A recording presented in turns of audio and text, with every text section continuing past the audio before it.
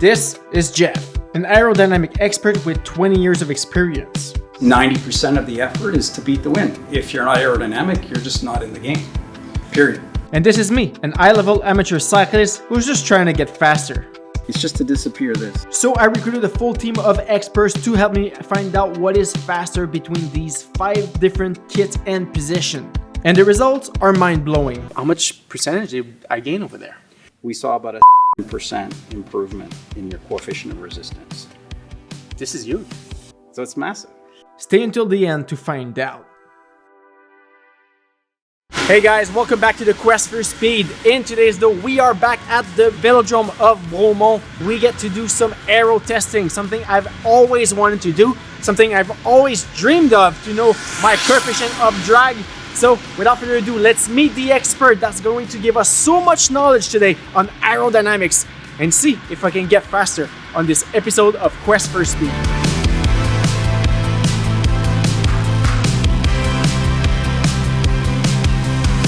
So my name is Geoff Farnsworth. I'm a bike fitter based in Montreal. We're here obviously to look at aerodynamics today.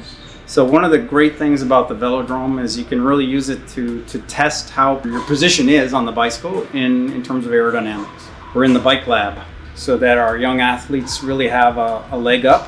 When Charles reached out to me about aero testing, I was like, Charles, let's go. We're just getting started. But at the same time, we're excited to be able to put this together and to be able to show people really how amazing it is to know their coefficient of resistance to the air is in real time. Because it's not something that's easily measurable on your own. Whereas something like watts per kilo is super easy to measure. Aerodynamics is much harder because to measure yourself, how you're moving through essentially a gas, a liquid, is just, there's a lot more complexity to it. This is the type of science that is going to be required to be able to succeed at the top level. It's 90% of the effort is to beat the wind. So if you're not aerodynamic, you're just not in the game, period.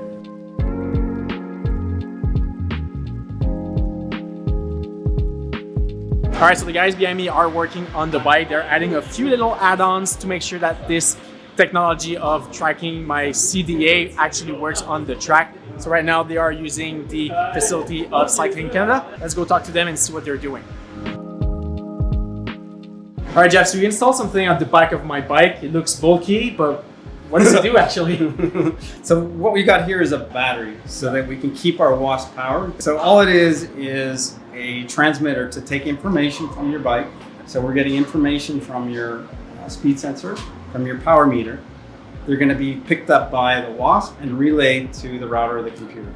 So it's a way for me to be away from the computer, but you guys still getting the data. We're still getting all the data. And then why do you need the data in real time and not after the run? Right, so as we're looking, the computer is going to look at the data in this program that we use, which is the Track Aero system from Garmin. That system will process the information it's getting based on a whole bunch of conditions we put into the computer based on air density, your weight, temperature, rolling resistance estimates. So we plug all of those details into the computer, and together with information we get from the WASP, we'll be able to tell you your coefficient of resistance to the air in real time. So this is basically a rolling wind tunnel. Got it. Which makes sense because on the bike you're actually pedaling. Yeah. And sometimes that can improve your coefficient of drag, like it can be worse if you're very unstable, say for example. So a wind tunnel will always tell you what's possible because it's going to see every minute detail. But it's not real life. You're not pedaling on a sled when you're out on the road. Yeah. And that's what makes this that much more interesting, is that it gives the numbers are more realistic. For today's testing, we have 5 different tests that we're gonna compare one against the other. Starting with test A, the baseline in a training kit, regular helmet, regular socks. Then we're moving on to test B, where it's a full aero kit from the shoes, socks, gloves, helmet, and a skin suit. And then for test C, we are going into a Sphinx position, and we really want to measure how much faster this position is. Moving on to test D, that's for deep wheels. We're going to put 65 mil wheels on the bike and compare how faster I can get against those 45 mil wheels I had. And to finish up the testing, we're going into a drop position and we want to compare it against the baseline and against the Sphinx position to see what works best for me. It's fair to say without any research, B will be faster than A and C faster than B. But the whole thing about this is measure how much faster it is and not what's faster. This is what's fascinates me is the number and the percentage of gains that we can make.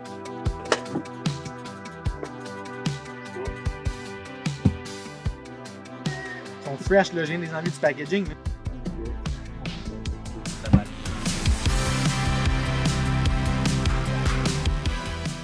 Bro! The first laps on the fell, first time I ride the bike, this thing is a weapon. La dernière fois, vous l'aviez. Pendant qu'on est là, tu peux nous donner la. Alright, so at this point, the guys are making sure that the bike is all calibrated, the power makes sense, they have the same zero offset data, so they can all put those numbers into the computer and make sure that we have some good numbers riding on the track. So it's very important to have accurate data, and they're making sure that everything's accurate. And all I have to do is go fast. Oh, is this one here set up? As the guys were setting the system, I have to be honest here, I was starting to stress out. So much on the line, it's such a big team just to find out how much faster I can get. It's pretty cool that Centre National nearly closed the velodrome just for us to do the testing. This whole thing, Alex.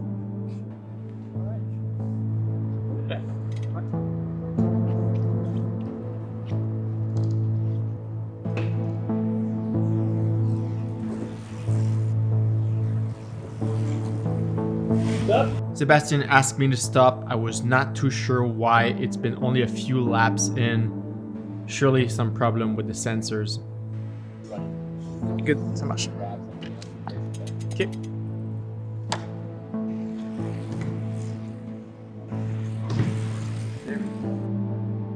On a des chiffres, mais c'est pas des bons chiffres, ça. On va voir, mais c'est sûr que c'est pas des bons chiffres. Un La 4. quoi? Un 4. Oh shit. C'est juste faire un seul là. Non, pas bon. Mais quand même, point 23, c'est Aero. Encore 7 tours, on allonge un peu. On dirait qu'on perd quelque chose parce que le power, là, ça me donne 140. We gotta supply the power meter and it's connected to the system. There's no more messing with other people's power meter. It doesn't work. What kind of cleats has he got? Le power, il est way off, là, ça dit 130. Le un bon, sinon 140, c'est impossible. Something was definitely wrong with my power meter. It was not transmitting well, so we had to stop and find a solution. Why don't we put the Garmin? Yeah, but then it's cleats. On peut essayer l'autre power meter. Despite the fact that I have looked cleats, we decided to try out the Garmin pedals with the Shimano system. We were not sure if it was going to work, but we decided to give it a shot. Give it a shot. On faut qu'on ait des là. We're just going through again. We don't see any power yet. His distance is there. Speed is there. Mais la densité de l'air? Ah, là, le power, par contre, là, c'est bon. 0.23, parce que le power, il n'y avait pas de sens, c'était à 150.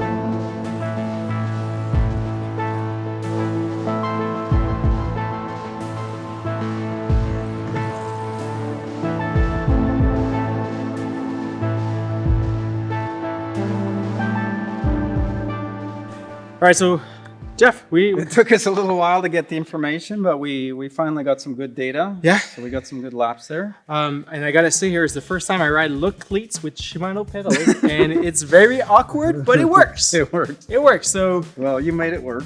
great. So now we have the baseline of going 40k an hour with a training suit, Yeah. and now we're gonna go full aero door. Full Aero dork. We had some trouble with Charles's power meter. So we changed the power meter to a power meter that we supplied. And now we got good information. So that was a little bit of troubleshooting to figure out what the problem was. But we feel like we got a handle on it now. Do I look fast? Does this look fast? Wait until we change the element too. Parce qu'une suit c'est 500, Okay. les choux c'est 500, car c'est 300. C'est vrai. 1300.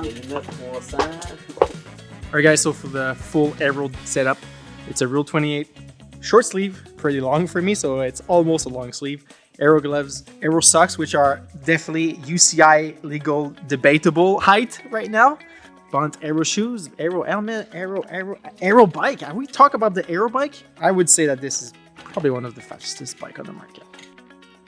Be good. Yeah. There you go. Now you can see something. Ouais, très constant. L'escadron. Very consistent. Good.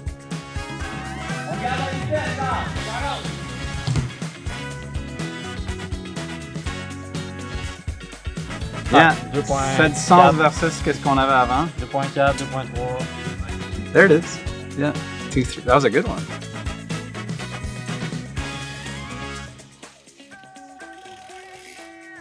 All right, first thoughts on the full Aero dork suit. I felt like I was sitting on 40 kilometers an hour and then looked down and 42. And then back down 40 and then it was going again to 42. Is it a good sign? I don't know. Let's go talk to the scientists out there. They know what's up. What can you guys tell me from... You're more Aero. Less watt, It more got better, speed. Shal. Less watt, more speed. But the question was at the start is how much, right? Yeah. So we'll give it to you in percentages. Wait, let's wait for the official Yeah. result. Yeah, we'll give it to you right. But it's definitely an improvement. If you guys are enjoying this video so far, please do not forget to leave a thumbs up and subscribe if you aren't already. This helps a lot more than you can think of. You were very consistent, which is great there. Cool. Yeah. Uh, Even though with the one loop that you mussed up on the cleats. yes. It was, As soon as I lost the pedal, did you catch that on video?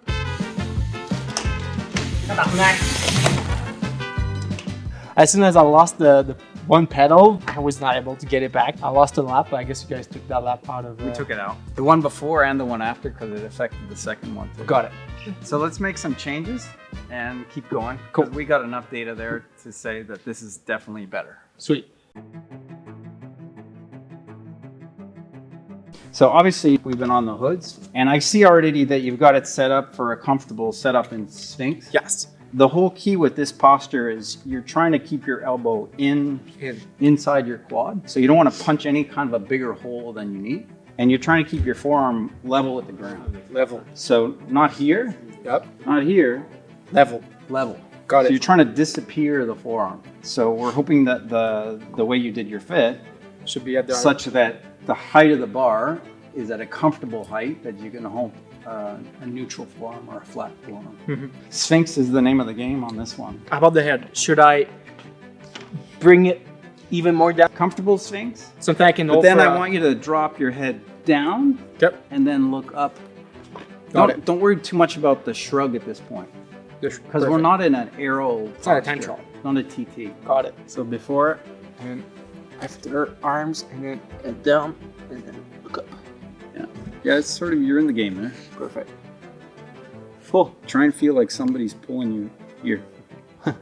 Right? I don't want you, try not to round Should I up. should I don't round? No. Should I Extend. But then pull your head down and in.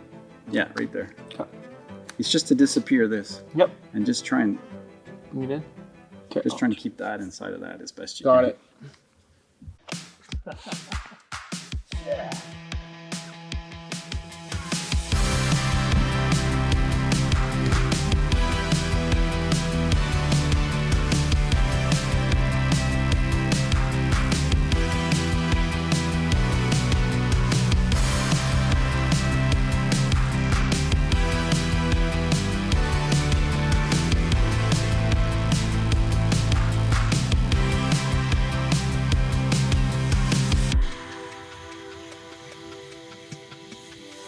Bro, this position is a freaking joke. I had a hard time to go under 42. At this point, we swapped my 45mm hyper wheels for my 65mm hyper wheels. These wheels are very fast, so I'm very excited to see if there's any difference between both of them. Cool. Just try not to do this. No. Yeah. So not this. No. Yeah, if you can. Pretty hard to breathe in that rounded. Le speed sensor qui frotte, arrête! Ta balle est TP. Tu sais ça se roule ou pas? Ah, c'est ça. Ouais, c'est ça.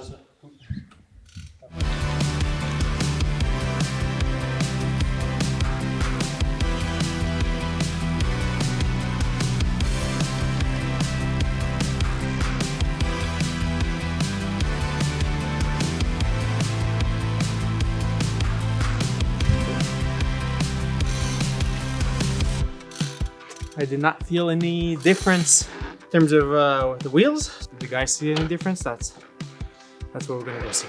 C'est un petit peu. Un petit peu? Un petit Tiny little bit. Voir un changement de roue comme ça, ça prend plus de vitesse. Higher speeds. Higher speeds. Mm-hmm. Mais on a vu à quelques tours quelques améliorations. Mais ce qui arrive, c'est que d'essayer de maintenir un Sphinx, c'est pas nécessairement une posture que tu maintiens pour une course au complet. Tu sais, tu prends ton tour en avant, tu fais du Sphinx. It's always like 30 seconds to 4 minutes, right? Ben, this is something I would be. Yeah, that's a Kimbo. Yeah, that's like my grip position. Yeah. Okay. Comfortable. Yeah. We want to try and steady your head a bit. Okay.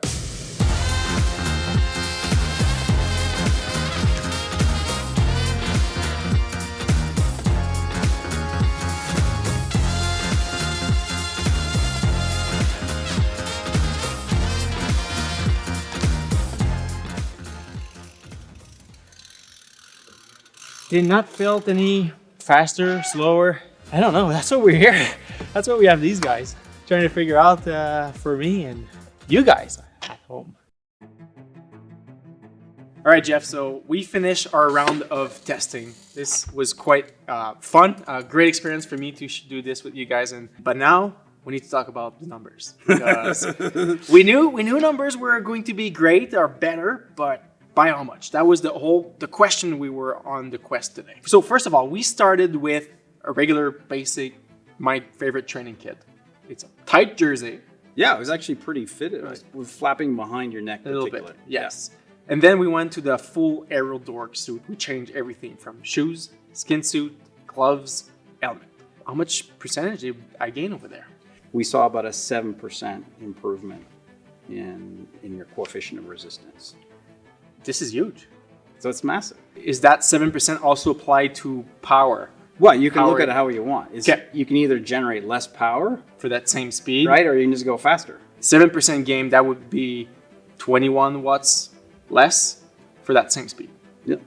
Full change. It was a full change. It wasn't just a helmet. It was the whole thing. Mm-hmm. So we didn't break it down. We didn't take the time to break down piece by piece to see where the big gains were. That when you do a full conversion to a speed suit or to your friction drag in particular, just goes down. And then after that, we took that same baseline position to a very aggressive Sphinx position. What was the difference there?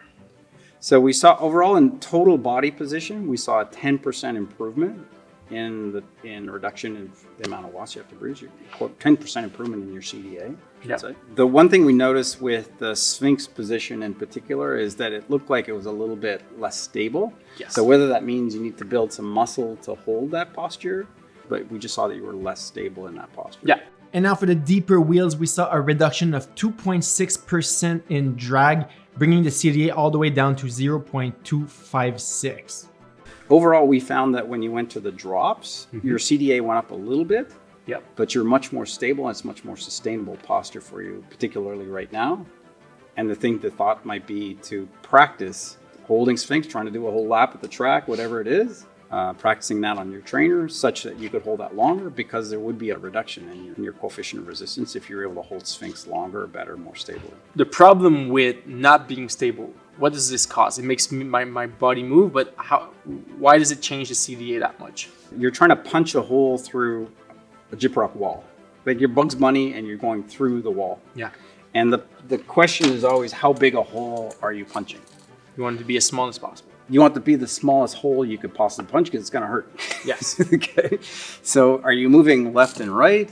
Is there instability there? In this case, your instability didn't help your aerodynamics. Your head will start to periscope up a bit. And as soon as your head gets up into the wind, your head's a round shape and it's not aero at all. And it's like, I'm finding this too much down here. And it's like, boop, head goes up, toes go down, and CDA starts to get unstable. That was very interesting, Geoff. What if other people want to try this out? Is that a service that you guys will offer? Yeah, we're trying to offer Aero's testing here at the CNCB, and we're getting started. Yeah. I think it's going to be fantastic. This video is not over yet. We have one more surprise, one more thing. Test this whole Aero suit, do some motor pacing. Go fast. Go fast. All right, so some of you guys know, some don't, but Felt is actually in this now the same company as KTM Motorcycle, and KTM Motorcycle actually provided the Centre National with this incredible motorcycle for pacing. So it's the KTM Freeride. It's 100% electric. So excited to be doing it for the first time on the indoor track here in Vermont.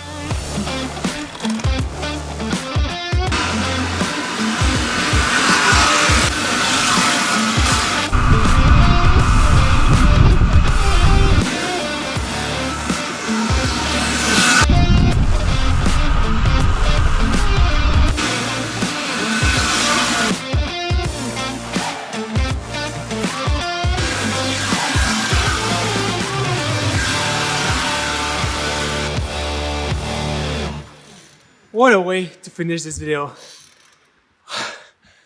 Thanks you guys for watching the Quest for Speed. We'll see you in episode number 5, the last one of this series. You guys stay tuned.